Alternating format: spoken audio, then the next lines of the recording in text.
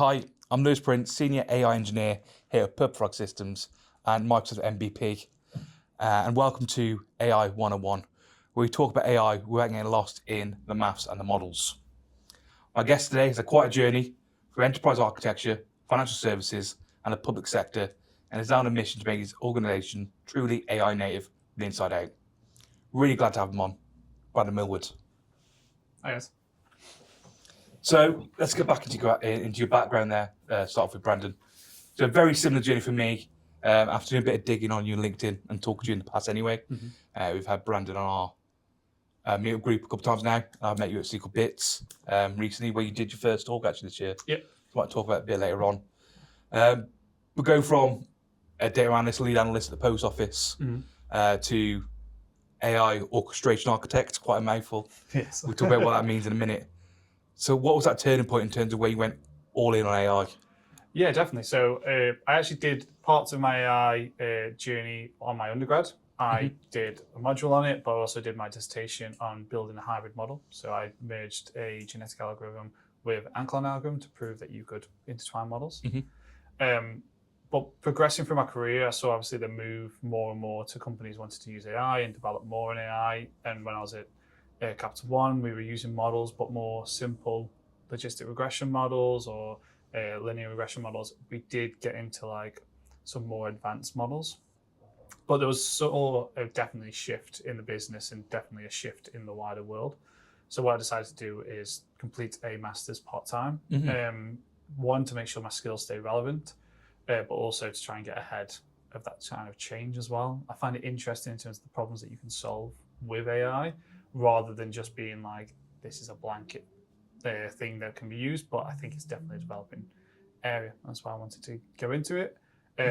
Still, whilst doing my master's, I ended up getting the opportunity to move to Experian, obviously one of the biggest credit bureaus in the world.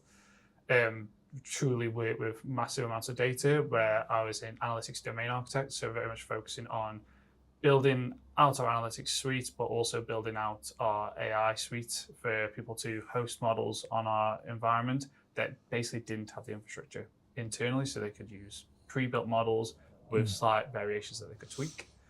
And that progressed me then into more of a consultancy background with cloud formations, and then into my current role where I'm very much focused on moving our internal company into an AI native company. So the AI Orchestration Architect, what does that mean day to day for you? Yeah, so day to day, there's kind of two parts to my role. One is building up the infrastructure for our wider business in terms of making sure other people can build agents. That normally revolves around me building like the core fundamentals. Actually going in, we use a tool called N8N for a lot of our workflows and a lot of our automations, but I also have to connect that to our variety of different systems.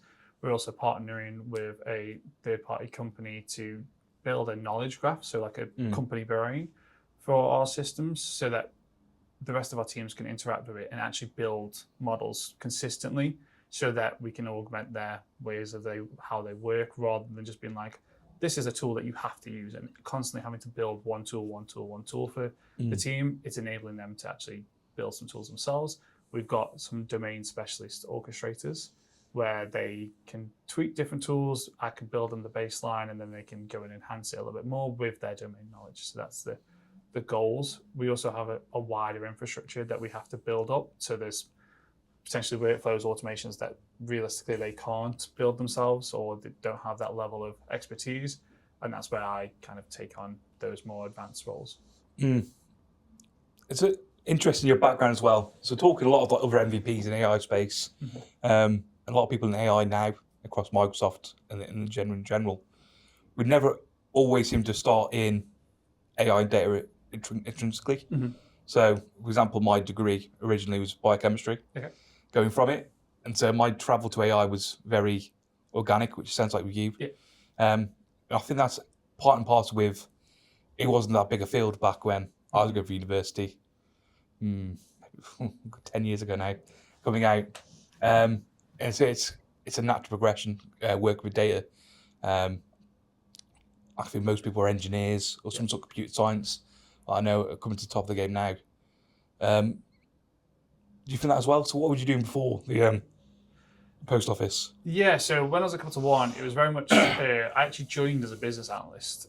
So I did a placement year as a business analyst during my course, and that was very much looking more on strategic stuff. That was at a company called GKN. Yes. They were very cool. It was definitely an interesting thing, but the idea of that was I potentially didn't want to go into pure software engineering. That wasn't really what I wanted, even though I was on a computer science degree. I wanted to see what my options were and keep my options open. Then ended up doing an internship before I got my final role at Capital One. So I did an internship with them, and then they offered me my graduate scheme. And that was very much a strategic, quite a broad role as a business analyst there. They hire on a graduate program quite every year. But each team can vary drastically. So even though, because I come from a computer science background, they put me in the analytics team. So very much working on models. I was regrounding models, building new models to try and predict credit risk. So again, that was enhancing that desire to actually, I should look at more models and look at how I can advance that a little bit more. But then other parts of the business, marketing might be changing an email font or email colors to see how that would impact how people use it. I decided to do my next lot of rotations in risk ops, where I could see the other end of the spectrum. I started in acquisitions. I wanted to see when people were struggling, how could I assist with that? That took a step away from AI a little bit. That was looking at our email frequency and our text frequency and looking at strategic changes that way. But there was another part that was a data analyst that were working with me, and I was like, actually, I'd like to see how that experience works. So I flipped onto that side of it as well. So yeah, I think what I was trying to get at that question is everyone seems to be at the top of the game, hasn't gone into AI for the sake of AI. Yeah. It's because we've been interested in the journey. Yeah. And we've naturally found there, which I think is probably, for anyone young watching the video today, I think it's a good way of going about things. Been looking at both mine and Brandon's kind of history, our CVs.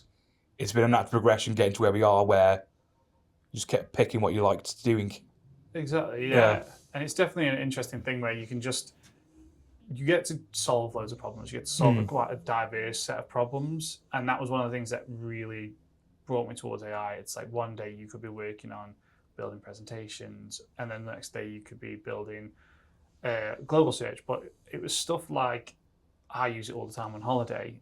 Just Google Translate. I can use computer vision to scan something on holiday and translate there and then. It's like having the opportunity to work on them sort of tasks rather than, I suppose, some of the tasks that I didn't want to do. I didn't want to be filling in Excel spreadsheets for the rest of my life, to be brutally honest. So yeah, it was that allure of the possibility, I think, was what really drew me to it as well. So pick back up on the degree. So I don't know a lot of people in our industry who've done a pure AI degree. Yeah. So it's interesting your insight in terms of, I suppose you're doing it alongside your role. How well did it map for anyone thinking about doing a degree in AI now, watch the video? How well did that map? And when you came out of it, how well did it help you kind of push forward when you came out of that as a part-time? Yeah, so it was part-time. I took about 4 years to do it alongside my full-time roles. And for anyone, I would recommend doing that. It is a lot of work and a lot of commitment. You kind of have to shift your brain from, you do your full-time role. A lot of our roles, as you can probably relate, they're quite memory intensive. They're quite taxing on your brain. And then you kind of have to switch off for a little bit and then switch straight back onto the university aspect of it and have those deadlines over your head. So it is a lot of work. In terms of how it mapped to my current role, it gives me the core foundational knowledge to understand what's happening under the hood, is the best way of describing it. So I think the course is continuously evolving. I think the course that I did it at the University of Bath. I was maybe the second year of intakes on that course, and it's changed as we were going through it. But it very much focused on learning the fundamentals, like what is a neural network, what's the maths behind it, where can these be done differently. I did machine learning modules, but I also did natural language processing modules. So I understood the full breadth of it. There probably wasn't as much depth in all of the individual topics. And there's a couple of paths you could take as well on that course. That I chose the technical path. I could have chose the more generic path, and that was more how we look at getting that out there in the world. But I was already doing that in my role anyway, so I didn't go down that avenue. Sure, But yeah, I really wanted to know the technical. I wanted to know all the things that were possible for me to do in AI, so that I could make educated decisions on what I like. And that's where I kind of fell into that more automation aspect of it and working out this is what businesses need, rather than I'm going to rebuild a new LLM. There's opportunities and there's job roles around that, and being able to build an LLM from scratch was something that we learned, very basic and rudimentary versions. Yeah. It helps me understand what goes into that and helps me understand how to use that a lot better, but it's not a direct one-for-one. Yeah. That's also been my biggest fear, because I haven't looked too much into AI degrees, but how fast-paced the market's going, how fast-paced AI is. I mean, for anyone at home, again, if we look past 4 years ago, no one was talking about this. It was a much harder job to get people invested. I mean, 4 years ago, I was very much a data scientist, doing little bits of AI on the side, to do like small agents in like Bot Studio, Bot Framework. And then as the market's gone, I've got more involved in that side because it's companies are asking for it. Yeah, exactly. And my interest is usually, and it might be a naive viewpoint in me, that academia stays behind industry. Yeah. So it's interesting to know how well universities are keeping up to date with what's relevant. Yeah, and they are a little bit behind. I think that's quite understandable to know, because they kind of have to see where the market's going to understand what the courses change. What I did like about it, and it didn't help me in the time, but it helps as we go through it, was every intake you get reviewed on each module. And basically they would then adjust that for the next lot of modules. So there was the year before me that was all coming through, and they ran, I think, 3 lots of the courses a year. So there's 3 lots of times to iterate over and feed that back through. There was the opportunity as well, and those 2 sets of people that were on my course. One was more the people who were trying to shift careers into AI, and that was people who come from completely different backgrounds and wanted to get this completely fresh skills. And then there's others who were trying to get more depth of skills. And I think that was where the general switch between the 2 paths of the generic path versus the technical path came from. The people who already came in with like more of a computer science background, more of a STEM background, tended to drift towards the technical path. And the people who were trying to upskill from a completely different avenue went more down the generic path and the general path to open it up for them. But it was getting updated. It was getting updated constantly. So the course that people would go through it now is completely different than the one that I did when I started. But yeah, they're trying their best. But similar to my undergrad, there was one AI module. I got asked to go back to Trent to basically discuss that a bit more. I did see that actually. And they did a full review, and they were like, let's actually have a look into this and go back and what should we change our course? So I think that's where academics do well. They're quite open to the change, and they're quite open to learning new things, rather than like, I suppose some universities might be like, no, this is how we've always taught it and this is what we're going to do. But I think if you get good leadership in these different courses, they are willing to shift and adapt. Okay. That's been a good little chat on the background there. So we're turning more into your role now. So I suppose going back from your consultancy days as well, as well as here, I'll have my own views on this, but what's the biggest mistake you see companies trying to put AI in place make, do you think? And why do you think they're making those mistakes? Yeah, so there's a couple of mistakes that I kind of see from one when I was working in consultancy and working with different companies, and also kind of just seeing it around the world at the moment, is companies going into this AI with no vision of like, what's the actual goal? They're not setting a task. They're not setting an idea of like, what are we trying to achieve with using this AI?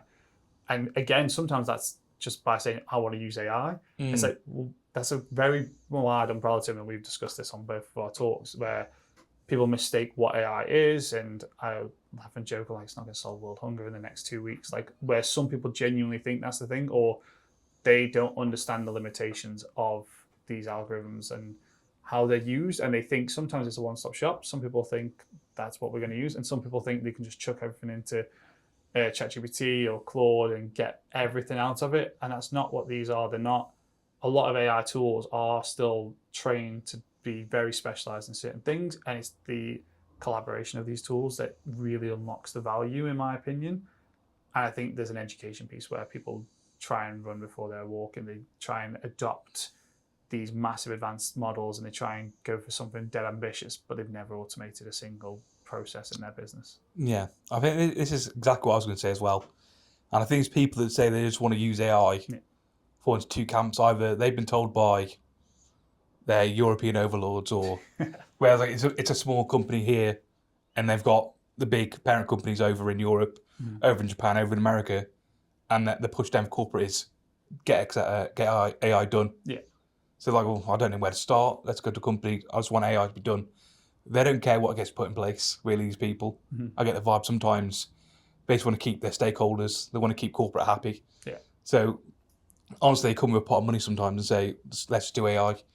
And it's hard for me to say, yeah, let's just do it, because I always want a goal with it. I always want the end to be in mind. I want it to be useful. And then you generally do get people that are excited about it and don't know where to start, and you need to rein them in. As you said, because people, I think a lot of it comes from a place of fear as well, where they don't want to be left behind. It's in the newspapers, it's in the TV, it's being talked about in their business probably, and they're probably getting away from it in a degree as well, in terms of when ChatGPT is free, people to get onto, it's a website, and they want to get ahead of the game, where the employees are already using it, but not in the best way. Obviously, never in the best way, usually. ChatGPT. So I think that's the constant battle we have, is they are urgent to get it in place, but it's not a quick thing. It needs to be thought about. I think people talk a lot about the stat, like 95% of AI projects fail. I think it's mostly because of this. It's the hunger of the last 2 or 3 years to get it done, which I think is going to start dying now because the hype's going to a degree, and people being a lot more realistic.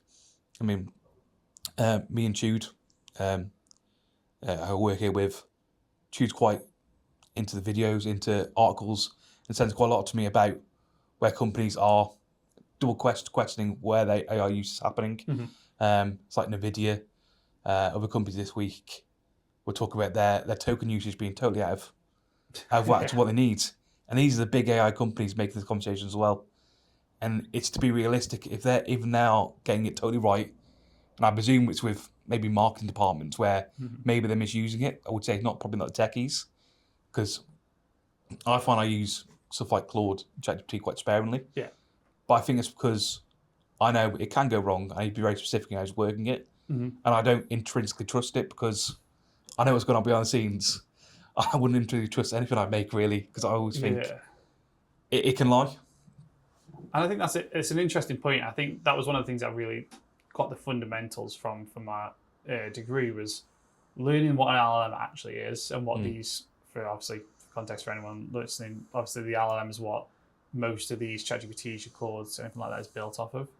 But realistically, it's guess the next word tool. That's really what it does. I think that's a misconception of what a lot of people have. It's just trained on thousands and thousands of questions, thousands of different sentences, and it's trying to predict what you have next. And that's where a lot of people get unstuck, and that's where the hallucinations happen in terms of, well, where's the next word coming from? What does it think you're asking rather than what you're actually asking? And you get this where people put massive prompts into Claude, into any of these other LLMs. They put massive prompts, and realistically, the LLM then just tries to guess what you're trying to get. Whereas what we've probably found, and what a lot of people who are using it consistently, giving it short, sharp, concise prompts that are very specific, split it out 10 times. If instead of having one massive prompt, have loads of little short ones that are very specific to what you want out of it. And I think it's learning those skills where people get a bit like, oh, well, it doesn't give me what I want, so I'm going to put it down. And that's one camp. Or there's the ones that wholeheartedly like, I trust this with everything. And I've got family members that do this, and they'll put stuff into AI and take it as gospel. And I'm like, just take it with a pinch of salt. You have to understand where this has been trained on, what data it's being based on, to understand why it's giving you that answer. There's a lot of things out there at the moment around people actually stopping their personal versions being people pleasers. It's quite an interesting one, because it tries to give you an answer that it thinks you want to have rather than an answer that might be controversial.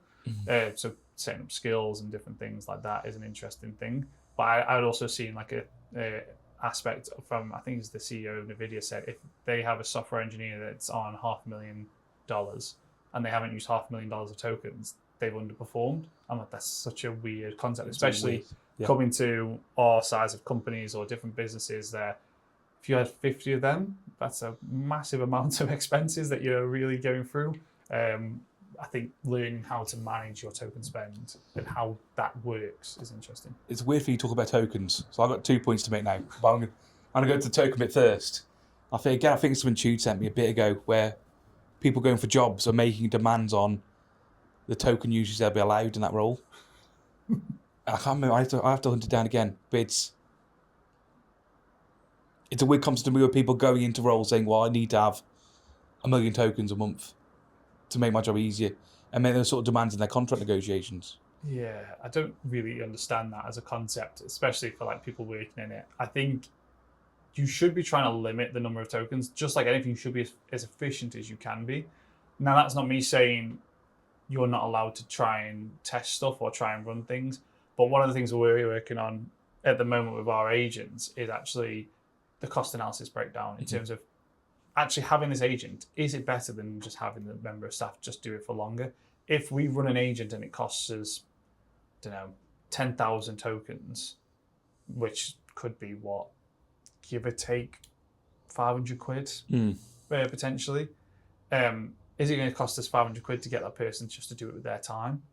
And there's a balance to that and an analysis to that. And that's one of the things that we're doing whenever we're publishing an agent going forward, is doing that analysis of like, we'll do a run through, see all the tokens that it's used. Is this cost efficient for us to continue to use? If not, that's where the cutoff point is. And that's where I think people are misunderstanding the use of AI and the automation aspect. Just because you've automated it doesn't mean it actually saves you money. It might save you time still. That might be great. And if your time's worth X amount, then great. But if you're actually just spending £1,000 to save 50 quid of someone's time, it's not a good offset. Again, it's the economics of it. Everyone's in the business of money. So it makes sense at the end of the day, yeah. And going back to point 4, on about the humanization of AIs. So talk about under the hood, LLMs are a next word machine. I find a similar concept with natural language processing. Yeah. So I do my talks on that in terms of sentiment analysis. So a brief word on that is, it's getting the feel of pieces of text. So are people happy? Are they sad saying this stuff? And then going deeper into opinion mining, which is what words in that sentence are making it happy, are making it sad. Yeah. And I give a demo where it's a sentence, but there's happy and sad words in there in terms of the opinion mining. Yeah. But overall, it gets a happy sentiment. And I think that's a good portrayal of under the hood. It's a stone cold math machine. Yeah. Because it's saying, yeah, that's 100% sad and unhappy in terms of the words. But overall, this gives it a 50% happy sentiment. This gives it like a 45% unhappy sentiment. I think that's a bit a lot of people are missing. And I think that may be a bit where the misuse is coming in. Yeah. Where people are treating Claude, their Groks, their ChatGPT like people. Yeah. It's stone cold math under the hood. Yeah. Really. It's not a person behind the scenes. Yeah, and I'm guilty of it. I'm really guilty of sometimes doing this. I think this is a politeness, but I'll sometimes say, "Can you do this, please?" And I'm like, "Why am I saying please to a machine?" I don't really understand it. But I do it as a habit, because you kind of get that weird relationship, especially when you've built it to understand you, but then you want it to interact like a person. But one of the things is what we're trying to do as a company to move to AI native is treat it like an employee, in the sense that it has a set of tasks that it needs to do. It has a set of responsibilities that it needs to do. But it also has to be value for money, like just like any employee. And I think this is where businesses probably will progress to do going forward, is understanding that they're a separate entity to the staff, but also they're there to augment their staff that they have. And I think this is where people are getting a bit nervous around, are you going to replace me? And what we're trying to do as a business, we're not trying to replace any staff. It's just because we're a scale up, I suppose you would classify us as now. It's allowing us to scale without constantly adding to headcount, i.e., if I need one person to make a presentation and it takes them the entire day to do, if I need to do 10 presentations, I need 10 people. If I need to keep it the same run rate, if I can get that one person's presentation to take 1/10 of a day, they can do it all themselves. So that comes on to my next question. So, like, AI does get a lot of hype at the moment around job replacement, which I personally don't totally fall in on. Yeah. That it's replacing jobs entirely. There's a lot of hype in the media about it. But as someone working on the inside of an organisation, going through this transformation, what are you seeing on the ground? Yeah, so in terms of us on the ground, one, we're getting a lot of buy-in from all of our stakeholders, all the people around the business. They really are actively like, I'd like you to make my job easier. And I think that's part of what we've kind of done as a narrative in our business. I think this is what companies probably need to do a wider. The idea is we're taking away the 80% of the boring, repetitive stuff that you don't want to do, that allows you to use your skills of that very much that unique 20% that only you have to really elevate it. And this is where it comes into like marketing. Some people are like, oh, AI is going to replace aspects of marketing. I'm like, those creative decisions don't go away, and it can't be creative. It doesn't have unique thoughts. It doesn't have like these brainstorm ideas. Obviously, generative AI isn't generating anything. It's regurgitating things that it's found from other places. So those unique new ideas still need to come from marketing. But what we don't need them to do is go and search the web to find all the logos. We don't need them to put in all this text that we've already written into a presentation in a nice format. We need them to go, actually, this creative would look better over this creative and have those options. We need people in finance to do the analysis after a bunch of stuff's been flagged to them, instead of them looking through an Excel spreadsheet to find every single thing and highlight everything. Here's the top 10 things that you might want to look at and see if you can adjust. It's doing the heavy lifting, and I kind of equate it to where people are like, oh, job markets, the Industrial Revolution is probably the next closest thing to what we're going through now. Yeah. Where we went from people making stuff in a factory and like blacksmithing to you build a factory on a conveyor belt. The job's still there, it's just different. And I think that's just a natural evolution of stuff. Yeah. I think I'm trying to get using my catchphrase at the moment, but it's letting the robot do the robotic. Yeah. Is I say a lot when I do my my agent talk. I mean, I'm making like chatbot agents, etc. Like if it's replacing your frontline IT support, there'll be someone asking 20 times a day, how do I change my passwords? Exactly. And you've got some bloke behind the screen going, copy paste, there's the answer. And that's wasting so much time for that operative behind the scenes. Just as you said, let them go and do, I don't know, if your enter has gone down, your Active Directory, let them do something really important. Yeah. As opposed to answering 20 questions about how to change my password. Exactly. And that's one of the big things that we got from our engineers. They were like, we don't want to constantly context switch of like, I've got to stop what I'm doing. Obviously, we've all got this. We've gone into code and we've gone looking into it. And like, I'm in a rhythm now. I'm in a bit of a flow. I don't want to stop doing this. To, well, let me just solve this password. Let me just solve these things that are very easy and automatable. It's the ones that you're building a new tool, you're building new projects that you can't automate. They're the ones that you want your skilled users. And I think that's where we've kind of shifted to that narrative of enabling our domain specialists to also have a very fundamental basics of how to build agents so that they can assist themselves as well. I think these are all things we can say to get the people who are scared of AI and are resistant. Have you come across that a lot where you do come into a business, put in your past consultancy roles, but maybe even now you'll probably have pockets of resistance in a role? How do you navigate that? Because it's so important to get a buy-in, as you said. Yeah. Especially when I was in the consultant aspect, we definitely would go to clients and you'd have half the people who had brought in the consultancy, like, we really want to do this, we want to push this narrative.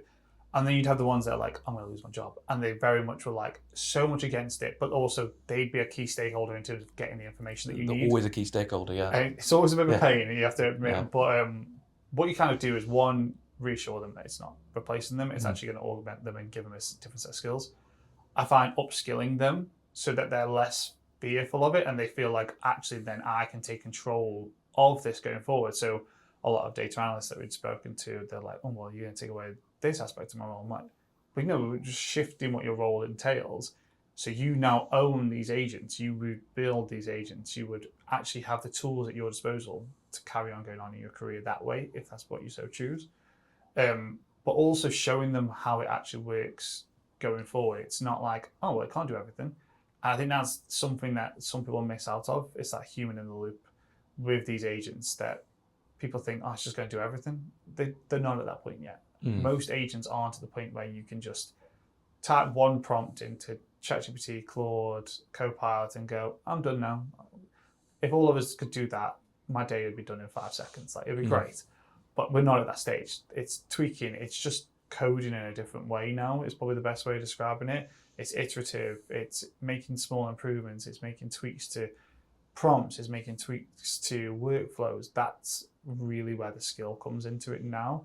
And I think it's showing people and highlighting how that works is where they have a lot of buy-in my opinion.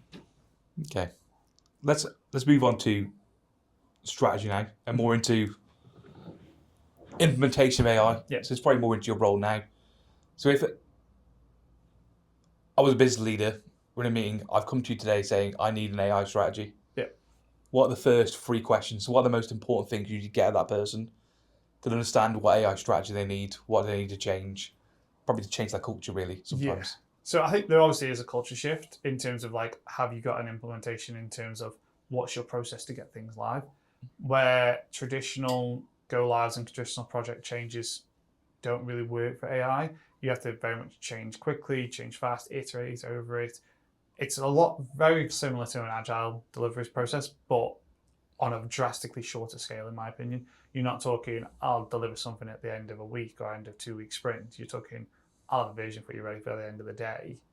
Let's see it, and I can review it and tweak it and go over time. So that shifts that scale.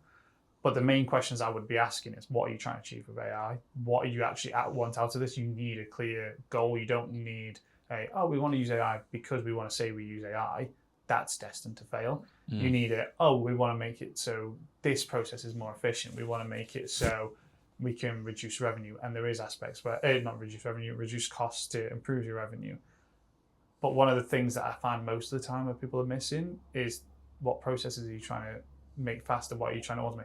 And some people don't understand their own process maps. And I think that's a core thing where people actually need to go and understand their processes, understanding where AI can be implemented within those processes to gain efficiencies. And one of the things that we did internally was actually looking at some of the processes and going, well, this only takes us 20 minutes. So we don't need to automate that. There'll be no value to do it. But this takes 2 weeks to do, and it's automatable. It's very repeated. It's a very repetitive task. That's where the value is added. So once you've got those process maps end to end, you can start to see the value within them. And that's really where I think people need to have that question.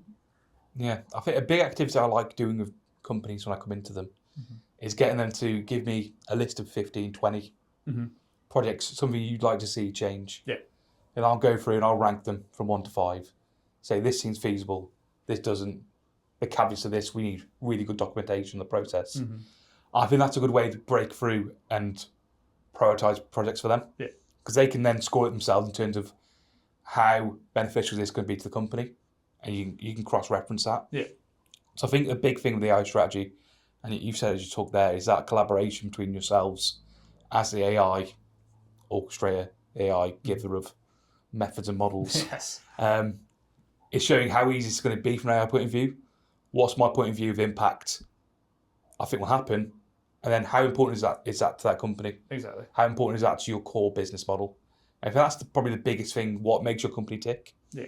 And I think it's data in general, but especially from the data science AI point of view, is we have to be so cross-industry in terms of there'll be certain industries where we are more specialised in, a lot more exposure, because AI can be used anywhere, but we still need to know exactly what makes that industry tick. Yeah. What's the key KPIs we're trying to fix in terms of applying that?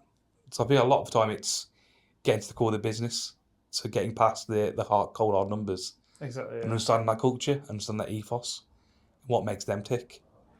Yeah, exactly. And I think that's one of the main things where people actually need to understand that a lot of times that the data's very similar and you can change it. And we did this a lot when I was at Cloud Formations. We go in and talk to businesses and understand what were you trying to optimize, what were the use cases that you actually want, and it's getting those use cases, like you said, prioritizing them, making sure that you have a clear understanding of what are you trying to improve. There'll be values added to some, there'll be values against some, like, are you going to invest the money for something that really causes aggro at the moment or brings little value? I think that's a misconception of what a lot of people think. They instantly think AI is going to save them money. And again, it comes to a cost analysis of this takes investment in terms of skill set, this takes investment if you need a third party to come into it. They can have massive benefits for you as a business. They can help you scale. They can help your team be more efficient. You have to know what that cost is already to you to know, and what the advantage is if you speed it up, what the advantage is if you improve it in a certain way to know if it's worth that investment and having that balance. And sometimes that does take bringing in a third party that has the skills like yourselves to really come in and go, this is my recommendations, this is where I actually think it can be implemented, rather than just going, I'll chuck some darts at a wall and see what sticks. See what sticks. Doesn't really work that way, and having that fundamental knowledge of, actually, you could use this sort of algorithm or use this sort of tool to support that works, rather than just going, well, they're all the same. And I think that's a general misconception, that everything's the same and all of these are one-stop shop and I can just chuck it all into one platform. That's not my experience. Because there will be companies where that works for, where they've got such a massive budget for this, where they can just throw darts at a board, and if one or two products stick, that's great. Yeah. But for a lot of companies, it's got to be 1-2 concentrated projects, and that's where we do come in.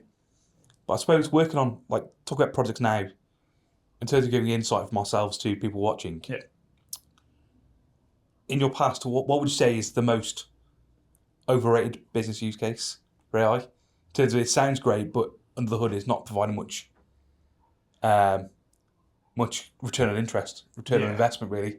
And alternatively, what's the most undersold, where people don't really get the buy-in, but really it's a transformational small fix? Yeah. I think one of the big things that's oversold at the moment is in terms of graphics generation. I think there is someone thinks they can make marketing material or they can make presentations. I don't quite think a lot of the tech's there yet. We are working on a couple ones that are, I suppose, verging onto that. And they're good, but it's that repeatability aspect that we've discussed already in terms of, can you repeat these tasks? Can you have it look in the same quality every single time? And having that quality gate in there that we've built into our agents. And I think there's a lot of people that will chuck it into a Google Sheets API and Google Slides API and actually try and go, oh, that'll work. It's not there. The quality is not there. The actual configurability is quite difficult to do. There is third-party tools that are getting a lot better, and we're still testing a few at the moment. But I think that's oversold in terms of, I'll just automate my entire marketing department. I don't think that's quite there yet. I think in terms of undersold, and we touched on it earlier, is the automating, like, your first line support, your automating. One of the things that we do is like our gating, making sure every time you have to submit a new task, we have a way of going through that and enriching what these tasks look like. The amount of times, and most people who are working in industry, especially with like products at the moment, you'll go through these processes where you have to get sign off. The amount of times people go to these sign off gating forums without having everything that they need for that forum. One of the things that we've been working on is a way to actually pre-check that, pre-qualify. You go through the steps, and there's an agent that checks it all for you. And that's one of the things that we've built, where it comes back and goes, you haven't done these things, you need to go to change these things. That saves an hour's meeting on everyone's calendar. And I don't know if you guys are using Zoom or not, or Google Calendar. They've started to tell you the cost of a meeting on it. It's a scary stat when you start looking at it. Was it feeding people's salaries and stuff then? So ours understands people's salaries. Yeah. We've got it built in, and it understands the cost of a meeting. So, in most of the time you have these calls where you're like, this could have been an email. This costs so much of the company's time, and why are we spending time on meetings for meetings for meetings? They've started putting numbers. That's a really interesting concept, actually. And you start thinking about that time wasted, i.e., on these gating forums that we have, or I've worked in other industries and other companies where we have these. You might have 50 people on this call.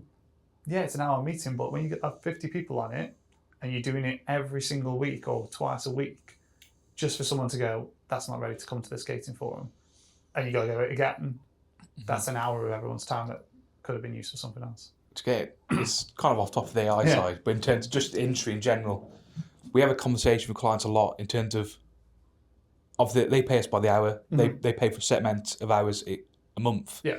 And if they're bringing us sort of meetings like that where nothing's really discussed, they've paid for an hour for us to be sat there and they've really progressed. Yeah. And it's making it obvious to them that the economy of what they're buying from us, let's really make the meetings worthwhile. And I think it's worthwhile having that in there. It's the cost of people's time. Yeah. Because time still is, this could be cliched now, time's money. Yeah, it all comes back to it. And I think that was one of the things that we really tried to optimize with these, some of our early agents, was what are these repetitive tasks that are just a pain? And that's the main thing, is these pain points, and that's where obviously the phrase comes from. But it's stopping someone doing a task that's really high value to do something that's very mundane and repetitive. Well, that's what we want to automate. Making sure things are coming to the right stage at the right time. We have things where documentation is a great one, where it generates documentation for us. No one likes to write documentation. No. Anyone who says they do is just lying to themselves and everyone else. So we have thing where it scans through the GitHub repo and checks it to generate some documentation. They then review it. That's the human in the loop. And I think that's where we've discussed already, where you're not fully trusting in terms of what the output is. You still should be reviewing it and using your domain specialist. But instead of writing it constantly, it's give you a starter. And that's where we talk about that, doing the 80% of the work to let you do the 20%. It's going back to the job replacement thing. It's not relevating people to that kind of supervisor role. Yeah. Where you're taking what would be your supervisor checking your work. You're checking this guy's work. Yeah. And you've got the domain knowledge to understand if it's got that wrong or not. Going back, let's fix that. And it's really empowering people by that regard. Going back, again, I was hoping you'd say exactly what you said for Unsold. But I think people underestimate in terms of getting an agent out there across a knowledge base. Yeah. So stuff like Copilot Studio, super easy to get into that. Yeah. Because a lot of people will have their documents in a SharePoint, and you can plug a Copilot, be that on. You can use Claude now, or I think 5.4 got released last week. And it's a 2-3 minute process. I've done a video showing how you can do it intrinsically. And it's not expensive, relatively speaking, in terms of AI projects. And you can put that straight into Teams. It's in terms of what Microsoft made, there's probably stuff in AWS and stuff as well. Yeah. But again, the impact that can have is massive. Exactly. And they haven't spent much doing it. And I don't think people really go to there straight away in terms of making their knowledge bases, their knowledge in the business accessible by a lot of people. Yeah, I think it's a core component into all of our things that we're building. We're working on obviously building this like new company brain and developing it. What that at the crux of it is connecting all these disconnected systems that we have around the business. Every business around the world probably relates to this. You're not all in one ecosystem. You're not, as much as you'd like to try, there's stuff that's out there in different systems. They don't quite talk together in the same way.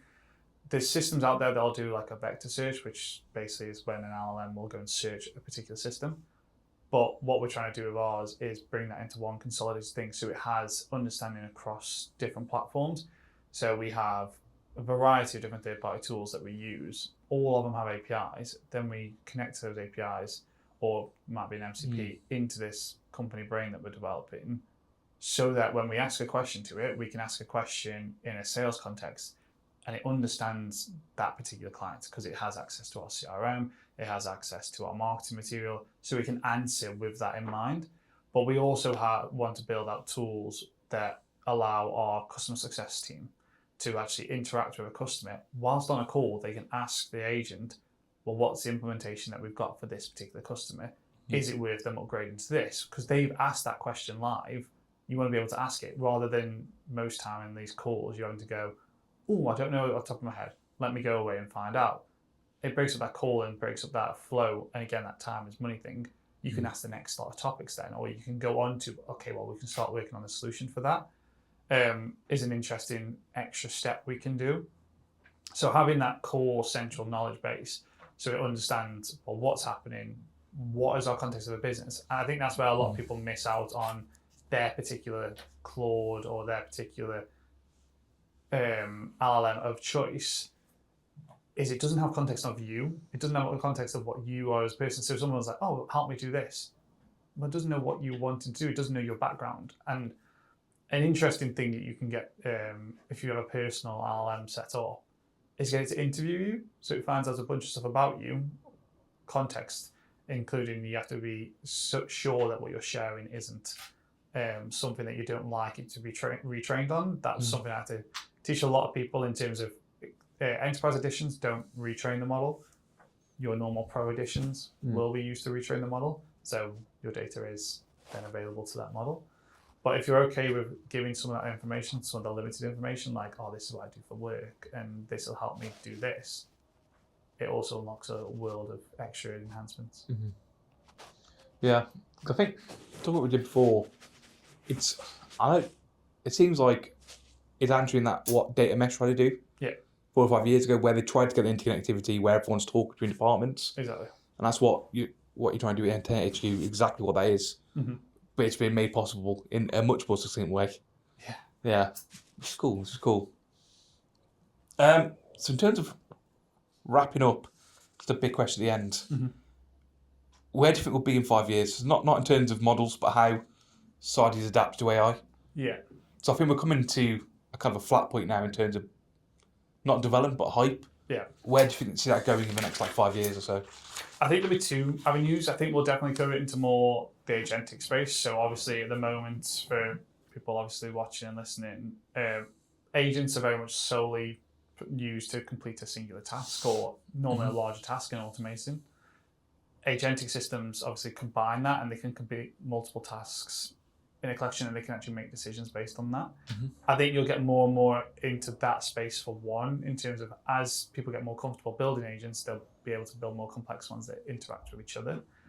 With that though, because of that extra complexity, I think there'll be a massive push for the ethical use of AI and the transparency of AI. And that was one of the things that I did for my master's dissertation, was all around how we can use deep learning models in regulated industries, because they have to hold back because they have to be able to explain what they're doing. And I think there'll be a push down that avenue around getting consumer buy-in for people who are doing products. I'm like, oh, being more transparent, we're using AI, this is how we're using it, this is what it does to your data. Because it'll be more of a commonplace, the ones that are trying to hide what they're doing will be the ones that don't really succeed as well. So I think that's where it'll be a massive push. Yeah, I think ethics is going to be big, especially it's going to be backlash. A lot of people who, I said earlier, just want to do AI for the sake of AI. Yeah. And so they've done AI for the sake of AI and kind of sprinted into it without looking at the underlying use cases of it. So I did talk specifically on it in terms of how to implement ethical AI from a data analyst point of view. Yeah. Some people where they are just fixing data and pushing it into a model to get an answer. Where are they looking for bias? Yeah. Where to making sure they're getting equality and equity of outcomes. And I gave some examples in there as well. Yeah. I think that's going to be the big push now in terms of have people retrospectively done it in a way which is, as like data scientists, AI engineers, it's been at the forefront of our brains for years now. But where it's becoming commonplace, they haven't got that sort of training. Yeah. They haven't got that background in terms of where we've gone for our Microsoft certs, we've gone through the degrees, and it's drummed into a degree. It has been important for a long time. And there are absolute horror cases for as long as you think of. So I do agree. Ethics is going to be a big point at the moment. And I think that's going to be a big point that's going to push people back. Yeah. I think the NHS came out with something the other day where their biggest risk at the moment is where the AI stuff they put in place doesn't meet new regulatory requirements, or they don't understand it well enough because they put it in place, but they can't explain where it's meeting the regulations. So I think that's going to be the big point as well. Yeah, and that was one of the big driving factors for me doing that as part of my dissertation. So coming from a financial services background, there is like the right to appeal and there's the right to like actually be able to explain why someone made a decision on your credit. If you don't trust the model, and this is where a lot of people deem black boxes neural networks, which is obviously what LLMs are kind of built off of. I did a full thing around how to actually explain neural networks and deep neural networks and how they're not as black boxes as you think. And there's companies out there that are trying to do this as well, and they're building new and new tools that have traceability through what they're doing as an agent. And that's what we're building in, is fundamental into any agents that we build internally, as well as what we use as a product to actually identify signals. We, as a business in Trent HQ, they identify signals for marketing. So what they do as a crux of it is look at a load of data to try and identify behaviour and patterns to decide what to market to different people and give companies that ability to have very hyper-specialised marketing. But you need to be sure of what the data is, and that's why we put very much privacy first and making sure that we're doing that. But that's what we also do on our internal systems. We want to make sure that we're clear and concise, and there's new ISO regulations around AI in terms of transparency and the ethics and making sure there's no bias in there. So I think that'll be the next wave of where people need you to have the ISO for data. Otherwise, a lot of companies just won't work with you. I think that'll be the next stage of like people needing the ISOs for AI as well.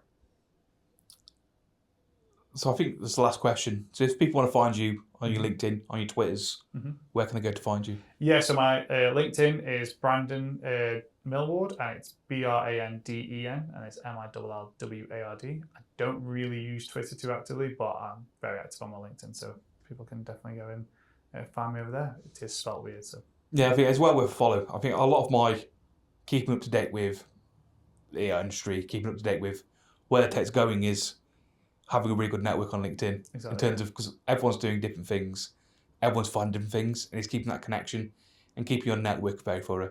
So great way to find people. Yeah, definitely. I think just seeing different people's, themselves included, seeing what they're working on, seeing what new things get released, yeah, it's definitely a good tool. So yeah, feel free to reach out and connect. Yeah. So thank you, Branden. Great talking today. Cheers. Thanks, everyone. Thank you.